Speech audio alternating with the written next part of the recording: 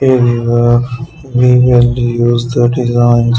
Let's generate a shape there. Let's add a paint with that. Make some shapes and structure there.